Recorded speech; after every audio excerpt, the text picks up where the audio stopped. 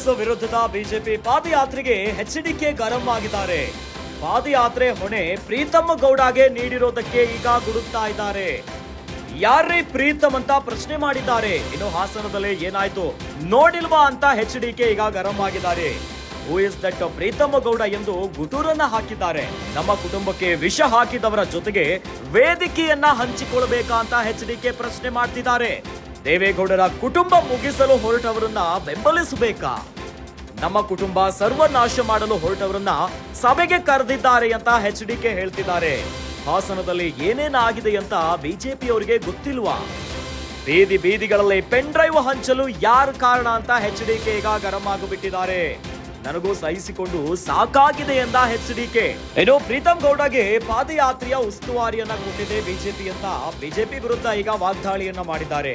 BJP ಏಕಪಕ್ಷೀಯ ನಿರ್ಧಾರವನ್ನ ತೆಗೆದುಕೊಂಡಿದೆ ಅಂತ ಎಚ್ಡಿಕೆ ಹೇಳ್ತಿದ್ದಾರೆ. ಕಾಂಗ್ರೆಸ್ ವಿರುದ್ಧದ ಪಾದಯಾತ್ರೆಗೆ ನಮ್ಮ ಬೆಂಬಲ ಇಲ್ಲ ಎಂದಿದ್ದಾರೆ ಎಚ್ಡಿಕೆ. ಬಿಜೆಪಿ ಪಾದಯಾತ್ರೆಗೆ ವಿಘ್ನಗಳ ಮೇಲೆ ವಿಘ್ನಗಳ ಆಗ್ತಾನೇ ಇದೆ. ಮುರಿದು ಬೀಳುತ್ತಾ ಹಾಗಾದ್ರೆ ಬಿಜೆಪಿ ಮತ್ತು ಜೆಡಿಎಸ್ ಮೈತ್ರಿ? ರಾಜ್ಯ ಬಿಜೆಪಿಗೆ ಕಂಟಕವಾಗ್ತಾ ಇದೆ ಪಾದಯಾತ್ರೆ ಪಾಲಿಟಿಕ್ಸ್. ಬಿಜೆಪಿ ಬುಡಕ್ಕೆ ಬಾಂಬ್ ಅನ್ನ ಇಟ್ಟ ಜೆಡಿಎಸ್ನ ನಾಯಕ ಎಚ್.ಡಿ. ಕುಮಾರಸ್ವಾಮಿ. ರಾಜ್ಯ ರಾಜಕಾರಣದಲ್ಲಿ ಭಾರೀ ಸಂಚಲನವನ್ನ ಮೂಡಿಸ್ತಾ ಇದೆ ಈ ಪಾದಯಾತ್ರೆಯ ಪಾಲಿಟಿಕ್ಸ್. ಕಾಂಗ್ರೆಸ್ ವಿರುದ್ಧ ಹೋರಾಟಕ್ಕೆ ಪಾದಯಾತ್ರೆ ಮತ್ತು ಸಮಾವೇಶವನ್ನ ಮಾಡಲಿಕ್ಕೆ ಬಿಜೆಪಿ ಜೆಡಿಎಸ್ ಮೈತ್ರಿ ಜೊತೆಯಲ್ಲಿ ನಿರ್ಧಾರವನ್ನ ಮಾಡಿತ್ತು. ಆದ್ರೆ ಈಗ ಮೈತ್ರಿಯಲ್ಲೇ ಬಿರುಕು ಬಿಟ್ಟಂತೆ ಕಾಣಿಸ್ತಾ ಇದೆ. ಒಂದೊಂದು ಕಡೆಯಿಂದಲೇ ಜೆಡಿಎಸ್ ನಾಯಕರಲ್ಲೇ ಅಪಸ್ವರಗಳು ಕೇಳಿ ಬರ್ತಾ ಇದೆ. ಇನ್ನು ಕಾಂಗ್ರೆಸ್ನ ಹಿರಿಯ ನಾಯಕರಾಗಿರುವಂತಹ ಜಿಟಿಡಿ ಕೂಡ ಇದೇ ವಿಚಾರವಾಗಿ ಅಪಸ್ವರವನ್ನ ಎತ್ತಿದ್ರು. ಈಗ ಕುಮಾರಸ್ವಾಮಿ ಕೂಡ ಪಾದಯಾತ್ರೆಗೆ ನೋ ಎಂದು ಬಿಟ್ಟಿದ್ದಾರೆ. ಯಾಕೆ? ಬಿಜೆಪಿ ಪಾದಯಾತ್ರೆಯ ಹೊಣೆಯನ್ನ ಪ್ರೀತಮ್ ಗೌಡಗೆ ನೀಡಿರೋದಕ್ಕೆ ಈಗ ಕುಮಾರಸ್ವಾಮಿ ಅವರು ಗರಂ ಆಗಿಬಿಟ್ಟಿದ್ದಾರೆ. Who is that Preetham Gowda ಅಂತ ಗುಟುರನ್ನ ಹಾಕ್ತಿದ್ದಾರೆ. ಇನ್ನು ಬಹಳ ಪ್ರಮುಖವಾಗಿ ನಮ್ಮ ಕುಟುಂಬಕ್ಕೆ ವಿಷ ಹಾಕಿದವರ ಜೊತೆಗೆ ವೇದಿಕೆಯನ್ನ ಹಂಚಿಕೊಳ್ಳಬೇಕಾ? ಯಾಕಂತಂದ್ರೆ ದೇವೇಗೌಡರ ಕುಟುಂಬ ಮುಗಿಸಲು ಹೊರಟವರನ್ನ ನಾವು ಬೆಂಬಲಿಸಬೇಕಾ ಅಂತ ಪ್ರಶ್ನೆ ಮಾಡ್ತಿದ್ದಾರೆ. ನಮ್ಮ ಕುಟುಂಬ ಸರ್ವನಾಶ ಮಾಡಲು ಹೊರಟವರನ್ನ ಸಭೆಗೆ ಕರೆದಿದ್ದಾರೆ ಬಿಜೆಪಿಯವರು. ಇನ್ನು ಹಾಸನದಲ್ಲಿ ಏನೇನಾಗಿದೆ ಅಂತ ಬಿಜೆಪಿಯವರಿಗೆ ಗೊತ್ತಿಲ್ವಾ ಅಂತ ಪ್ರಶ್ನೆಯನ್ನ ಮಾಡಿದ್ದಾರೆ. ಹಾಸನದ ಬೀದಿ ಬೀದಿಯಲ್ಲಿ ಪೆನ್ ಡ್ರೈವ್ ಅನ್ನ ಹಂಚಲಿಕ್ಕೆ ಯಾರು ಕಾರಣ? ಇವರೆಲ್ಲರನ್ನ ಈಗ ವೇದಿಕೆಯಲ್ಲಿ ಕೂರಿಸ್ಕೊಳ್ಬೇಕಾ? ಬಿಜೆಪಿಗೆ ಇದ್ಯಾವುದು ಗೊತ್ತಿಲ್ವಾ ಅಂತ ಈಗ ಗುಟುರನ್ನ ಹಾಕ್ತಿದ್ದಾರೆ ಜೆಡಿಎಸ್ನ ಎಚ್.ಡಿ. ಕುಮಾರಸ್ವಾಮಿ ಅವರು. ನನಗೂ ಸಹಿಸಿಕೊಂಡು ಸಾಕಾಗ್ಬಿಟ್ಟಿದೆ ಅಂತ ಎಚ್ಡಿಕೆ ಹೇಳ್ತಿದ್ದಾರೆ. ಇವೆಲ್ಲ ಬೆಳವಣಿಗೆಯನ್ನ ನೋಡ್ತಾ ಇದ್ರೆ ಬಿಜೆಪಿ ಜೆಡಿಎಸ್ನ ಮೈತ್ರಿ ಇನ್ನೇನು ಬಿದ್ದು ಹೋಗೇ ಬಿಡುತ್ತಾ? ಈ ರೀತಿಯಾದಂತ ಒಂದಿಷ್ಟು ಲಕ್ಷಣಗಳು ಈಗ ಕರ್ನಾಟಕದ ರಾಜಕೀಯದಲ್ಲಿ ಕೇಳಿ ಬರ್ತಾ ಇದೆ. ಹಾಗಾದ್ರೆ ಬಿಜೆಪಿ ಮತ್ತು ದಳದ ಈ ಒಂದು ಮೈತ್ರಿ ಬಿದ್ದು ಹೋಗಿ ಬಿಡುತ್ತಾ? ಈಗ ಬಹಳ ಪ್ರಮುಖವಾಗಿ ಎಚ್ಡಿಕೆ ಅವರು ಈಗ ಗುಟುರನ್ನ ಹಾಕ್ತಿರುವಂತದ್ದು.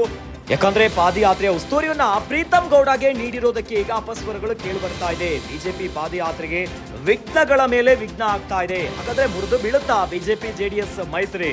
ರಾಜ್ಯ ಬಿಜೆಪಿಗೆ ಕಂಟಕವಾಗ್ತಾ ಇದೆ ಈಗ ಪಾದಯಾತ್ರೆಯ ಪೊಲಿಟಿಕ್ಸ್. ಈಗ ಬಿಜೆಪಿ ಬುಡಕ್ಕೆ ಬಾಂಬ್ ಅನ್ನ ಇಟ್ಟ ಜೆಡಿಎಸ್ ನಾಯಕ ಎಚ್.ಡಿ. ಕುಮಾರಸ್ವಾಮಿ.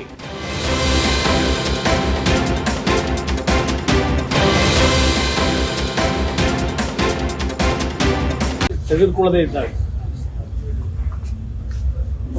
ಬೆಂಗಳೂರಿನಿಂದ ಮೈಸೂರಿನವರೆಗೆ ನಮ್ಮ ಶಕ್ತಿ ಇರ್ತಕ್ಕಂಥದ್ದು ಅಷ್ಟೆಲ್ಲ ಇತ್ತು. ವಿಶ್ವಾಸಕ್ಕೆ ತೆಗೆದುಕೊಳ್ಳದೆ ಹೋದ ಮೇಲೆ ಸರಿಯಾದ ರೀತಿಯಲ್ಲಿ ನಾವ್ಯಾತಿಗೆ ಬೆಂಬಲ ಕೊಡಬೇಕು? ರಾಜಕಾರಣ ಮಾಡೋದು ಬೇರೆ, ಚುನಾವಣೆಗಳು ಬಂದಾಗ ಬೇರೆ ಒಟ್ಟಿಗೆ ಇರ್ತಕ್ಕಂಥದ್ದು. ಆದರೆ ಇವತ್ತಿನ ಈ ರೀತಿಯ ಕಾರ್ಯಕ್ರಮದಿಂದ ಸಾಧನೆ ಏನು ಮಾಡ್ತೀವಿ?